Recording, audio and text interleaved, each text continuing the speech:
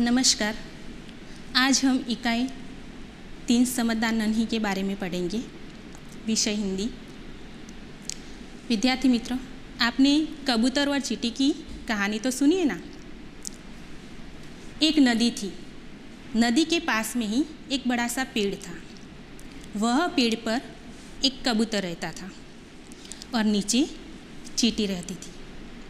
कबूतर ने देखा कि यह चींटी पानी की धारा में बह रही है, तो उसने पेड़ पर से एक पत्ता नीचे पानी में फेंक दिया। चींटी धीरे से उस पत्ते पर चढ़ गई और फिर नीचे आकर कबूतर ने उसे खींच लिया। चींटी की तो जान बच गई। तो चींटी की जान बच गई तो उसका आभार तो कबूतर का आभार तो व्यक्त करना ही रहा। कबूतर का आभार व्यक्त हुए, बहुत ही उसने आभार व्यक्त किया और फिर थोड़े दिन बीत गए और ऐसा ही दृश्य फिर हुआ। एक दिन एक शिकारी इस कबूतर को मारने के लिए बंदूक की गोली चलाने वाला ही था कि इस चींटी ने उसे पैर पर काट लिया। शिकारी जोर से चिल्लाने लगा और कबूतर वहाँ से उड़ गया। इस प्रकार चींटी ने कबूतर की जान बचाई और कबूतर ने चींटी की जान बचाई। तो मित्र, मैं आपसे कहना यह चाहती हूँ कि अगर हमारी जान कोई बचाता है तो हमें कभी भी उसके साथ खराब व्यवहार करना नहीं चाहिए, हमेशा उसका धन्यवाद करना चाहिए।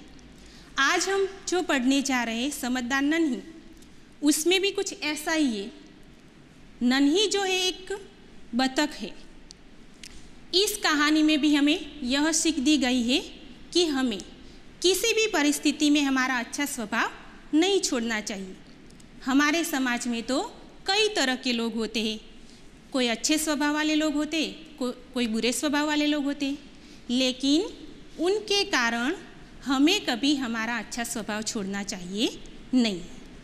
तो मित्र, आज हम इस कहानी की शुरुआत करने जा रहे हैं। यहाँ पर आप चित्र देख रहे हैं कि समझदार नन्ही, तो नन्ही जो है वो अच्छे स्वभाव वाली है। पास में ही एक बिच्छू का चित्र दिया गया है। बिच्छू यानी कि गंदा स्वभाव वाला। अब हम कहानी की शुरुआत करेंगे। नन्ही बतख तट पर आई तो उसने देखा कि बिच्छू दलदल में फंसा हुआ है। नन्ही बतख यानी छोटी सी बतख, वह रोज बिच्छू के पास आती जाती रहती थी किनारे पर। आज उसने फिर से जब तट यानी कि किनारा, तट पर आई तो उसने देखा कि उसका जो मित्र था बिच्छू यानी कि विंछी, दलदल यानी कि कीचड़ में फंसा हुआ था। बिच्छू ने नन्ही से प्रार्थना की। प्रार्थना यानी कि विनती, बहन मुझे बचा लो। जब भी व्यक्ति कोई भी मुसीबत में पड़ता है तो उसे हमेशा दूसरों की याद आ जाती है। उसी प्रकार जब बिच्छू भी कीचड़ में फंसा हुआ था तो उसको नन्ही की याद आ गई और उसने तुरंत ही नन्ही को विनती कर दी कि बहन मुझे बचा लो। नन्ही तो थी दयालु, उसे बिच्छू पर दया आ गई और उसने बिच्छू को दलदल से उठाकर सूखे स्थान पर रख दिया। लेकिन यहाँ पर तो क्या हुआ, बिच्छू को शैतानी यानी कि मस्ती सूझी। उसने तो नन्ही को डंक मार दिया। ये देखो बिच्छू ने क्या किया, जिस नन्ही ने उसकी जान बचाई उसी को डंक मार दिया। क्या ऐसा करना चाहिए? नन्ही पीड़ा से तड़प उठी। जब बिच्छू ने नन्ही को डंक मारा तो नन्ही को बहुत दर्द होने लगा, उसे बहुत पीड़ा होने लगी। वह पीड़ा से तड़प उठी, लेकिन फिर भी नन्ही ने अपने स्वभाव की नम्रता नहीं छोड़ी और नन्ही ने फिर से बिच्छू को प्यार से पूछा, क्यों भाई, तुमने मुझे डंक क्यों मारा? तो बिच्छू ने भी लापरवाही से जवाब दे दिया, क्या करूं, डंक मारना तो मेरा स्वभाव है और मेरा यह गंदा स्वभाव मैं कभी छोड़ सकता नहीं। नन्ही ने बिच्छू से यानी कि अपने मित्र से सलाह दी कि तुम यह गंदी आदत छोड़ दो, नहीं तो मुसीबत में तुम्हारी कोई रक्षा नहीं करेगा। बिच्छू उसकी बात अनसुनी करके आगे बढ़ गए। अनसुनी करना मतलब कि ध्यान न देना। नन्ही अपनी माँ के पास नदी में चल दी। जब बिच्छू ने नन्ही की बात सुनी नहीं तो नन्ही भी अपनी माँ के पास नदी में चल गई। जब बच्चा बहुत देर से बाहर होता है और जब घर वापस आता है तो माँ थोड़ी देर से अपने बच्चे का इंतज़ार करती रहती है और जब उसका बच्चा घर आता है तब माँ खुश हो जाती है।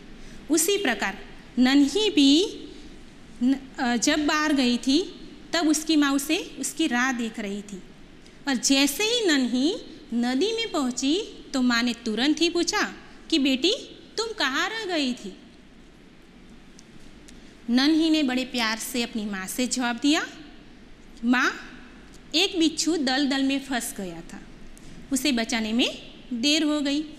नन्ही ने पूरी घटना, वैसे भी बच्चे की आदत होती है ना कि जब भी वह बाहर जाता है या कोई भी घटना उसके साथ होती है तो वह माँ से आकर पूरी बात बता देता है।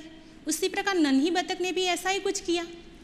उसने पूरी बात अपनी माँ को नदी में जाकर बता दी कि माँ जब मैं किनारे पर पहुँची तो मेरा मित्र बिच्छू दलदल यानी कि कीचड़ में फंसा हुआ था और उसकी जान मेरे आगे जाए वो ऐसा हो सकता नहीं, तो उसे मैं बचाने में देरी हो गई। जब कोई भी बच्चा अच्छा काम करता है तो हर माता पिता को अच्छा लगता है, उसे शाबाशी देते हैं। तो यहाँ पर नन्ही की माँ भी बहुत खुश होकर बोली, बेटी तुमने तो यह बहुत अच्छा काम किया।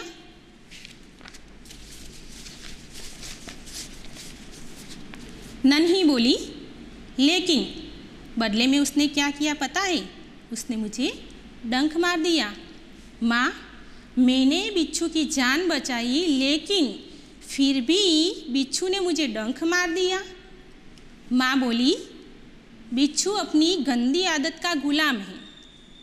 बिच्छू का स्वभाव होता है निर्दोष व्यक्ति को या निर्दोष जीव को डंक मारना, और तुम चाहे उसे कितनी ही बार बचा लोगी लेकिन वह तुम्हें बार बार डंक मारता ही रहेगा। लेकिन नन्ही भी बोली, माँ मैं उसकी यह गंदी आदत छुड़ाकर रहूँगी। उसकी माँ ने यानी कि नन्ही की माँ ने उसे समझाने का प्रयत्न किया कि बिच्छू की गंदी आदत जो होती है दूसरों को डंक मारने की, तुम उससे कितनी बार भी उसकी जान बचाती चली जाओगी लेकिन फिर भी वह उसकी गंदी आदत छोड़ेगा नहीं। लेकिन यहाँ पर नन्ही ने भी ठान ली थी कि मैं इस बिच्छू की गंदी आदत छुड़ाकर रहूँगी। उसे अपनी माँ को वचन दे दिया। यहाँ पर कहना चाहते हैं कि एक तरफ सच्चाई है तो दूसरी तरफ असत्य है। अब देखना यह है कि सत्य की जीत होती है या असत्य की जीत होती है, अच्छाई की जीत होती है या बुराई की जीत होती है। कुछ दिन बाद बिच्छू के प्राण पुनः संकट में पड़ गए, यानी कि थोड़े दिन बीत गए। बिच्छू को तो लगा था कि अब तो मैं संकट में ही नहीं पड़ने वाला, मुसीबत में पड़ने वाला ही नहीं हूँ, लेकिन परिस्थिति का क्या कहना, फिर से बिच्छू तो संकट में यानी फिर से संकट में पड़ गया। इस बार वह पानी की धारा में जा गिरा और डूबने उतराने लगा। इस बार तो बिच्छू की जान बचाना असंभव था, लेकिन मौत सामने देखकर बिच्छू को नन्ही की याद आ गई। वह नन्ही को पुकारने लगा, जोर जोर से पुकारने लगा कि नन्ही मुझे बचाओ। नन्ही वह अपनी माँ के साथ नदी में थी, लेकिन जैसे ही उसने बिच्छू की पुकार सुनी तो वह तुरंत ही नदी के किनारे पर आ गई। वह झपट कर बिच्छू के पास आ गई।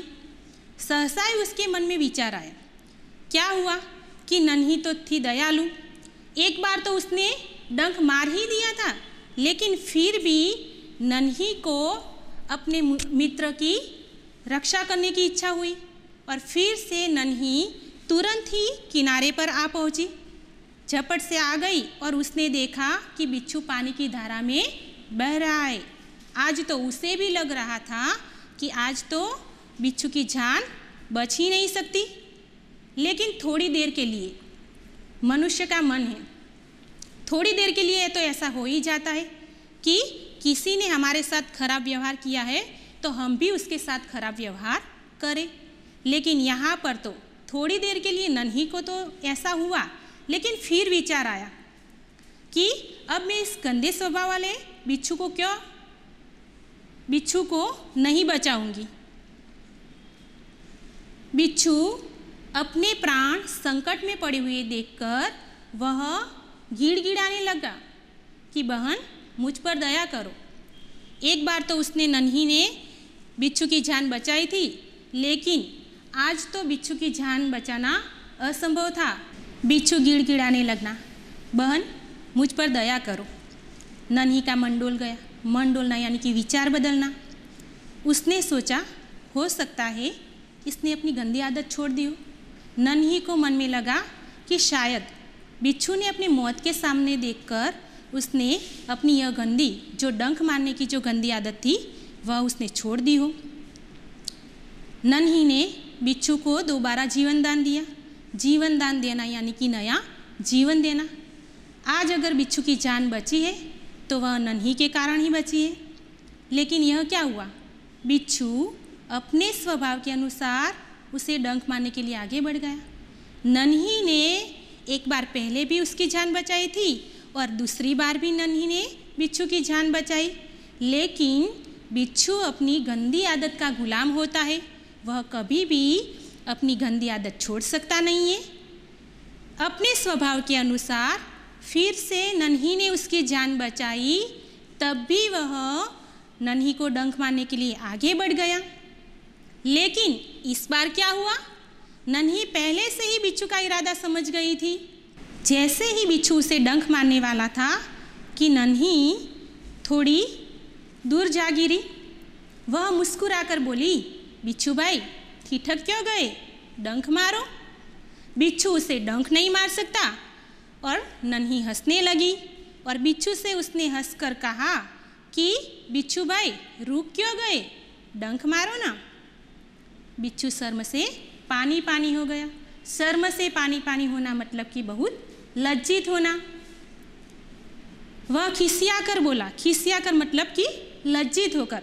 अब तो बिच्छू को भी शर्म आने लगी कि ये मैंने क्या कर दिया, जिसने मेरी जान बचाई है उसी को मैं डंक मारने चला जाता था। वह लज्जित होकर बोला, बहन एक बात बताओ, मैंने सदा तुम्हारे साथ विश्वासघात किया, फिर भी तुमने मेरे साथ भलाई ही की, ऐसा क्यों? नन्ही ने बिच्छू से कहा, भलाई करना तो मेरा स्वभाव है। नन्ही ने बिच्छू से क्या कहा कि तुम्हारी आदत थी दूसरों को डंक मारने की और मेरी आदत है किसी को बचाने की। नन्ही बोली, भलाई करना मेरा स्वभाव है, मैं तुमसे बदला लेने के लिए अपनी अच्छी आदत क्यों छोड़ दूँ? यहाँ पर क्या कहा जाता है कि हमारा स्वभाव अगर अच्छा होता है, किसी के बुरा स्वभाव के कारण हमें कभी हमारा अच्छा स्वभाव छोड़ना चाहिए नहीं। यहाँ पर नन्ही ने भी कुछ बिच्छू को ऐसा ही जवाब दिया, मेरा काम है बचाना, मैं मुसीबत में पड़े को बार बार बचाती रहूँगी, तुम्हारा काम है डंक मारना। नन्ही ने बिच्छू से कहा कि मैं तुम्हारे गंदे स्वभाव के कारण अच्छा स्वभाव नहीं छोड़ सकती। मेरा स्वभाव है मुसीबत में पड़े व्यक्तियों को या मुसीबत में पड़े जीव जंतु को बचाना, मैं बार बार उन्हें बचाती रहूँगी। और तुम्हारा स्वभाव है किसी को डंक मारना, तुम्हारा डंक मारना, तुम मारते रहो, देखती हूँ कौन जीतता है, तुम अपना काम करते रहो, देखते हैं कि कौन जीतता है। बिच्छू पछतावे से भर गया, बोला, नन्ही बहन आज तुम जीत गई। बिच्छू ने अपनी हार कबूल कर ली। उसने बिच्छू से माफ़ी मांगी और पछतावा करने लगा, कहने लगा कि बहन आज तुम जीत गई, तुम्हारी अच्छाई जीत गई। मैं वचन देता हूँ कि अब मैं किसी निर्दोष जीव को डंक नहीं मारूंगा। बिच्छू ने अपनी हार कबूल करते हुए कहा, नन्ही को वचन दिया कि मैं अब किसी भी बार किसी को भी निर्दोष जीव को डंक नहीं मारूंगा। नन्ही ने उसकी माँ को वचन दिया था कि मैं बिच्छू का स्वभाव जो है वो अच्छा बना कर रहूँगी। तो आज नन्ही की बात सही साबित हुई। अब तो नन्ही खुश होकर नदी में चल दी। माँ ने आज फिर से पूछा। जब बिच्छू की गंदी आदत छुड़ाकर नन्ही आज जब वह अपनी माँ के पास जाती है तो वह बहुत खुश थी, लेकिन फिर भी आज उसे आने में देर हो गई थी। तो माँ ने फिर से उसे तुरंत ही पूछा कि बेटी कहाँ देर कर दी। आज फिर से माँ ने पूछा कि तुम्हें आने में देर क्यों हो गई। तो नन्ही ने पूरी घटना बता दी। क्या बताया कि माँ आज तो बिच्छू पूरी तरह से मरने वाला था, पानी की धारा में बह रहा था, उसने तो मौत को सामने देख ही लिया था, लेकिन आज फिर से मैंने उसकी जान बचाई। लेकिन आज फिर से बिच्छू ने क्या किया है पता है? वह अपनी आदत के अनुसार वह मुझे डंक मारने ही वाला था कि वह मुझे नहीं मार सका, और न मारने की वजह से वह शर्मिंदा हो गया। उसने मुझसे माफ़ी मांगी और मुझे वचन भी दिया है कि मैं कभी भी निर्दोष जीव को डंक नहीं मारूंगा।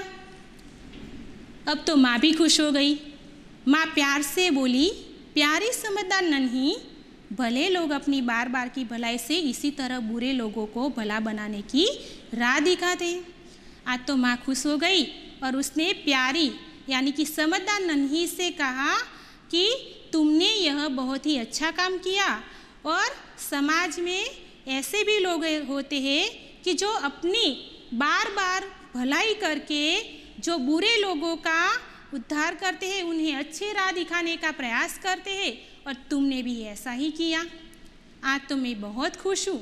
नन्ही भी एक अच्छा कार्य करके बिच्छू का गंदा स्वभाव छुड़ा के आज वह भी बहुत खुश थी, और वह प्रसन्न होकर फिर से थिरकने लगी।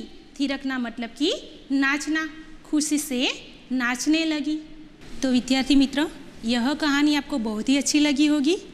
लेकिन कहानी तो आपने सुनी, लेकिन इसका स्वाध्याय तो करना पड़ेगा ना। तो आपको बुक में शब्दार्थ, मुहावरे और स्वाध्याय पोथी को भी पूर्ण करना होगा। धन्यवाद।